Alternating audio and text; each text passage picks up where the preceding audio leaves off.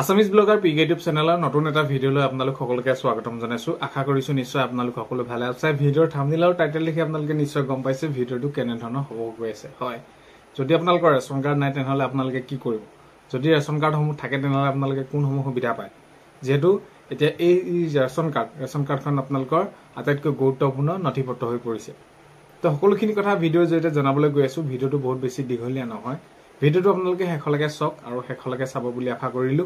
এইখিনিতে আপোনালোকক এটা অনুৰোধ কৰিম, চেনেলটোলৈ যদি আপোনালোক নতুনকৈ আহিছে চেনেলটো ছাবস্ক্ৰাইব কৰাৰ লগতে কাষতে থকা বেল আইকনটো প্ৰেছ কৰি অল কৰি থব, যাতে নতুন এটা ভিডিঅ' দিয়াৰ লগে লগে আপোনালোকে আগতীয়াকৈ চাবলৈ পায়। যদি ভিডিঅ'টো চাই ভাল পায় লাইক এটা কৰিবলৈ নাপাহৰিব আৰু ভিডিঅ'টো বহুত বেছি শ্বেয়াৰ কৰি দিব বুলি আশা কৰিলো।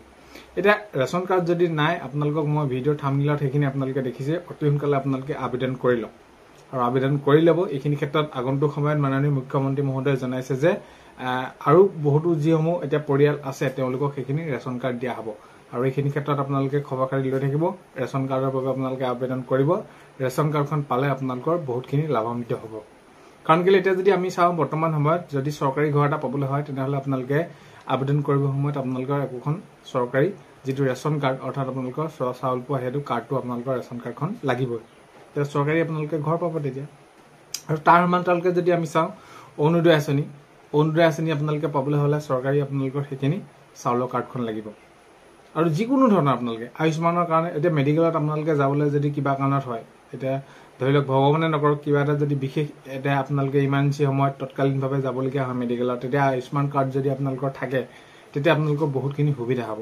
চ' সেই সা সুবিধাসমূহ আপোনালোকে ল'বলৈ হ'লে প্ৰথমটো আপোনালোকে ৰেচন কাৰ্ডখন ল'ব লাগিব।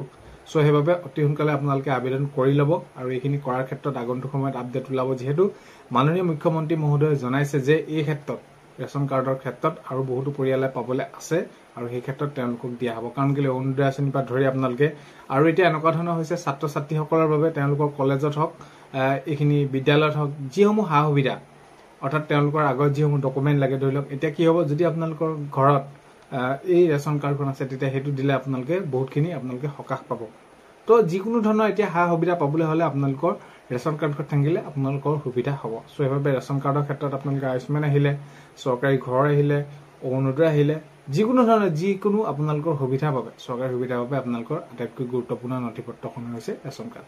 চ' সেইবাবে আপোনালোকে আবেদন কৰি ল'ব। আৰু এতিয়াতো আপোনালোকে গম পাইছে ৰেচন কাৰ্ড যিসকল আছে তেওঁলোকৰ আগন্তুক সময়ত সেইখিনি সুলভ মূল্যত দাইল, চেনি তো সেইখিনিও দিয়া কথা, সেইখিনি অসম চৰকাৰে সেইখিনি কৈছে, কেবিনেটৰ সিদ্ধান্ত গ্ৰহণ কৰিছে। আগন্তুক সময়ত আপডেট ওলাব কেতিয়াৰ পৰা কেনেদৰে প্ৰযোজ্য হয়। চ' কথাটো হ'ল কি আপোনালোকৰ ৰেচন কাৰ্ডখন থাকিলে বহুতখিনি সুবিধা হয়। তো আজি ভিডিঅ'টো এইখিনি আছিলে। অন্য এটা ভিডিঅ'ৰ সৈতে লগ পোৱাৰ আশাৰে বাই।